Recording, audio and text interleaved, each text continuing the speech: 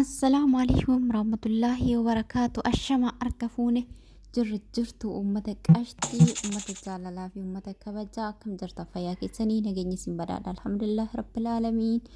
أنس نجاكوتي قالت ربي إسني سكنا جتاتا أبدين كبا وبلغوانك يهونم تكيسانو أمتك أشتي أمتك آلي هدو قالتو ما إسنين سنة الحمد لله رب العالمين هرس ديبيني ولتي ديبيني جرا egaa hundumti keessanii iyyuu laayikii naa gochuudhaanii akkasumas miseensa haarawaa naaf ta'uudhaanii na bira dhaabbattanii hedduu naaf galatoomaa kabajamaa ulfaadhaa isiniin jedha. Harkaa fayyaa argadhaa waan feetan dalagadhaa isiniin jedha uummata qashtii. Egaa kaa obboleewwan kiyyaa guyyarraa kaa wanna الحمد لله رب العالمين وان هندما فو شكرودا والربين نمت فيدي وان هندما يو اتشكرودا وبليوان كيا يروبايي وان نما قدسيسو وان نما قدسيسو مالي حفتن جتني كومنتي جلا جروسين دبتا كومنتي كيسا هندما يوني أرقا gamachuu qofa osoo hin taane gaddaaf gammachuu illee wal keessa jira. Waan tokko tarii irraa hubattanii har'aa bartanii jedheef fide malee isin rifachiisuudhaaf miti. Warroonni waa akkasii irratti illee natti rifattan dhiifama isin gaafadha. Maaliif jennaan namni mudannoo yookaan rakkoo nama tokkoo karaa kamiin namni kun rakkatee karaa kamiin seenee ani hoo akkamirra jira ani hoo karaa kamirra jira rakkoo isii mudate kun boru na mudataa jedhee namni keessatti uf laala waan tokko gaafa mudatu. Kanaadhaa fi ammallee obboleettiin teennatunii tan suuraa isii argitan haadhaa fi abbaa isaaniiti kuni. Wallaa hedduu nama gaddisiisa yaa karaa Liibiyaatitti qabamtee tana durallee viidiyoo irratti hojjedhee jira. Ammallee abbaa fi haati viidiyoo kanaa amaanaa nuuf sheer godhaa nuuf faffacaasaa nu bira dhaabbadhaa jedhanii. Tana durallee dubbadhee jira. Wallaahi waan nagaraa nama nyaatu abbaan nama ijaan arganii miti qaroo hin qabanii jechuudha. Abbaan keenya kuni harmeen to'ennallee akkuma argaa jirtan kana harka qabattee bootti sagalee isaan lachiitu maal akka jedhaa jiran hin dhageeffata afaan isaan irraa dhumarratti isiniif kaaya. Obboleewwan kiyya hedduu takka nama rifachiisaa wanti ta'e obboleettiin teenyatu Liibiyaa keessa qabamtee guyyaan qaxaroodhaatti kennamee daldaltoota hattootaan kun waa haarawaa miti. Yeroo baay'ee ni fida waan kana jechuudha. Akkasuma garee garaagaraa hidhaa ijoollee akka beeknu finnee mataa walitti qabaa waan dandeenyeen walitti darbaa ijoollee baay'ee karaa keenya akkuma quba qabdan namoonni quba qabdanii hamma qarqaarsa rabbiitiin rabbiin sababa nu godhuudhaan ijoollee baay'eetu bahee jechuudha. Obboleewwan kiyya warroonni yeroo baay'ee nu bira dhaabbattanii waamicha keenya nu dhaga'uun garagara illee dabaramaa qarqaarsa nuuf godhaa turtanillee hedduu galatooma. Oolmaa ilma namaa bira osoo hin taane rabbi biraadha. Rabbiin hamtuu akkanaatiif sin hin muudinii rabbiin karaa baate hundattuyyuu nama kaayyoo baheef galma geeffatee nagaan deebi'u rabbi si haa taasisu. Hunda keessaniyyuu obboleewwan kiyya carraan keenya carraa baqaa ta'e alhamdulillah hundumayyuu hin beekamu rabbiin nurraa jijjiiruu danda'a. Itti shakkaruudha obboleettiin teennatun jechuudha. Akkuma nama kamiittuu akkuma anaaf siiniin dalagadhaan uf jijjiira jettee baate erga baate akka carraadhaa dallaalaa hattoota kararraa maquudhaan Liibiyaa keessa qabamtee tumaadhaa fi rarraasaadhaa waan namalee irratti daragamaa jira. Akkasuma guyyaa murtiidhaa mallaqa kana yoo hin xumurree murtii rarraasanii ajjeesuudha kan ittiin faradan jechuudha. Firdiis ammoo guyyaan isaa as dhiyaatee jira. Abbaa fi haatii akkuma argitan kanatti gadi bahanii yaa lammii koo na dhaqqabaa ani homaa takka illee hin qabu naa qaqqabaa ani ijallee hin qabu waa takka hin arguu hin danda'u isii achiif naa baasaa naa dirmadha lammii koo jedhanii miidiyaa irratti baaneeti kinoo akkanatti boohaa jiran jechuudha. Obboleewwan kiyya duraan dursaa hundi keessaniyyuu akka amantaa keessaniitiin kan musliimaa salaata 5 keessatti rabbii kee kadhuufi du'aayin qarqaarsa caalti. Obboleewwan kiyya nama hordoftoota kiyya kana keessaa yoo qalbii qulqulluun onnee qulqulluurraa du'aayii kadhattanii du'aayii irra himaa ni qeebalamti. Namoota na hordofu kana keessaa du'aayin nama tokkorraa qeebalamtee sababa du'aayii nama tokkoo saniin rakkoo mucayyoo tanaa furamuu danda'a. Obboleewwan kiyyaa qarqaarsi qofti gahaadhaa miti. Mallanni sababa malee wanti hundumaa kan fidullee kan fuulullee rabbiidha. Kan amanuu qabna jechuudha. Kanaaf obboleewwan kiyya piliis akka amantaa keessaniitiin kan musliimaa salaata shanan keessa du'aayii mucayyoo tanaaf godhaadhaa bira dhaabbadhaadhaa. Kan dandeessan waan dandeessan darbaa fi koottaa. Kan hin dandeenye mootuyyuu du'aayiidhaan bira dhaabbadhaa akka amantaa keessaniitiin uumaa keessanii waa itti amantanii Oromoo koo lammii koo bira dhaabbadhaa du'aayiidhaan.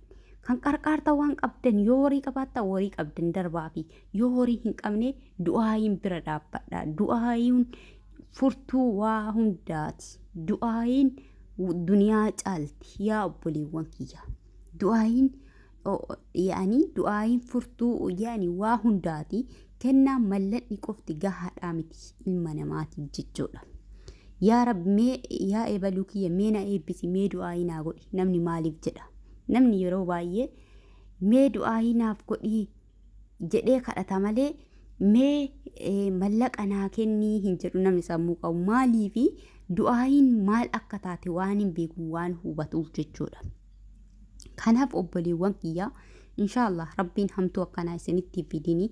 Rabbiin bakka baataniif hundaa nama gahee gammachuudhaan waan bahee ibsa hundumaayyuu milkaa'ee deemu rabbiin isinaa taasisu. Obboleewwan kiyyaa haadha keenya abbaa keenya kana qalbiin isaanii baay'ee cabee akkuma argitan nama dadhabaa fi abbaa faatii nama gurguddaa silaa nama sa'aatii kana gadi bahanii boo'aa osoo hin taane nama mana keessa ol deebi'anii kunuunfamaniidha silaa sa'aatii kanatti. Haa ta'u hundumtuu carraadha maal godhan wanni godhan hin jiru. Ilmoodhaa dhaleedhaa hin dandeessu. Haati kufan dandeenye du'a dandeessii jedha Oromoo. Maal gooti garaan haadhaa gadi citee imimmaan isirraa akka bishaanii baharaatitti dhangala'a jechuudha. Wallaahi hedduu takka qalbiin na cabde. Inshaallah rabbiin isaanii haa darmatu. Yeroo dheeraa osoo hin taane guyyoota muraasa keessatti rabbiin qalbii isaanii cabde tana isaaniif haa deebisu. Ilmoo isaanii baasee qalbii isaanii haa gammachiisu. Inshaallah hundi keessanuu du'aayiidhaan bira dhaabbadhaa. Piliis du'aayiidhaan bira dhaabbadhaa. Kan qabdan yoo dandeessa kun isin dandee wariin qarqaara akka hin dandeenye piliis qalbii haadha abbaa kennaa kana mee haa furru mee qalbii cabde tana haa fayyifnu du'aayii kadhadhaa fi du'aayii furtuu waa hundaati. Wallaahi obboleewwan kiyyoon takka du'aayii hin jirtu. Du'aayii irra himaan qeebalamte onni qulqulluu irra yoo fuudhiif kadhatan jechuudha. Kanaafi inshaallah rabbiin du'aayii teessan qeebalee obboleettii rakkoo obboleettii kanaa keessaa nuuf haa furu. Yeroo muraasa akka jedhamutti guyyaa muraasa akka abbaan dubbatanii guyyaa muraasa booda mallanni kun guutamuu baannaan akka rarraafamtee ajjeefamtuudha kan dubbatamee jiru. Inshaallah isa hundumaa hanqisee guyyaa sanuu hanqisee rabbii furmaata isiif haa laatu. Du'aayii nuuf kadhaa fi isiniin jennaa obboleewwan kiyyaa hedduu nama gaddisiisaa. Achuma biyya teennaafis naga kadhadhaa. Biyyi teenna osoo naga taate biyyi teenna tasgabbooftu osoo taate wanti baqa biyya namaati nama hawwisiisu hin jiru. Baqaafis nama saaxilu hin jiru. Inshaallah biyya teennallee biyya nagaa nuuf haa godhu. Biyya tasgabbii biyya keessaa ba'uudhaaf karaatti ilaalata osoo hin taane biyya kee itti baqachuudhaaf filatan rabbiin nuuf haa taasisu biyya teennalleedha.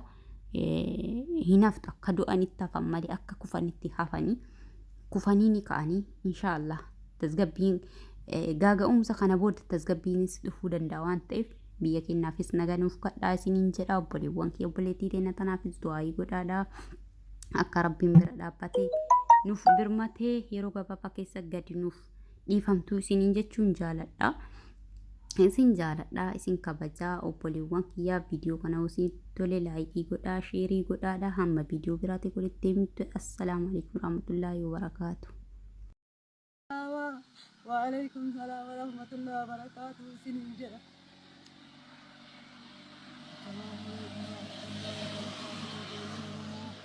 Ijoollee Itoophiyaa kadiinaa qabullee akka diinatitti kadargaggeessallee akka dargaggeessititti ilmaan tiyyaa taraa isiniin jedhaa. Leelaa Qaasuun Kimoota jedhamtu dhiibatti hidhamtee isinidhaa jirti.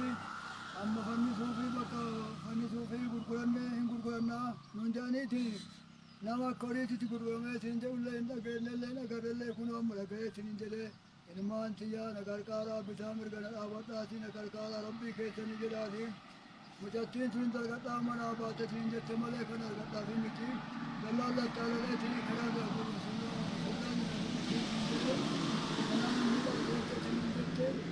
rabbiin isii qabe kun isin hin qabini saanaan keessa ilmoo teessan hin qabin nagaa rabbi isin haa galchuu kasheekallee ijoolleen shamarranillee ataraa rabbi ijoolleen ilmaan oromoo na gargaaraa ani akkatti sanaa gara jahatamaati amma gamaatti galeetiin jedhe gara sana shantamaati urgamaatti galeetiin jedhe duniyaa manaan qabu ilmaan maatiin asitu wanni godhe na raatesse ataraa isinitti haa ta'u ataraa isiniin jedha ataraa rabbi isiniin jedha wanni isii argate kun isin argatini ataraa rabbi amaanaa isinitti haa taatu akka gootannaa godhaati fannisuufi kunoo rarraasuu hin wanjaaniitiin kalee keessaa baafne jaaniiti amma bilbila irraa achi as bilbaliitiin ijoolleen arjettinitti as bilbilcheetiin jetti ataraa rabbii sitti haa ta'u amaanaa sitti haa ta'u adiin allee koromaa allee amma akkuma jirtaniin tokko waldaatti akka hin hafne walitti laftaati wal gaafadhaati ataraa isinitti haa ta'u ataraa rabbii isin jedha amaanaa isinitti kennadhe ani amma haganarra waan ba'ullee hin qabu waan dubbadhullee hin qabu biyya keessa dadhabee amma gara keessan waan qabu dhabee jennaan gara keessan deebi'ee isin jedhe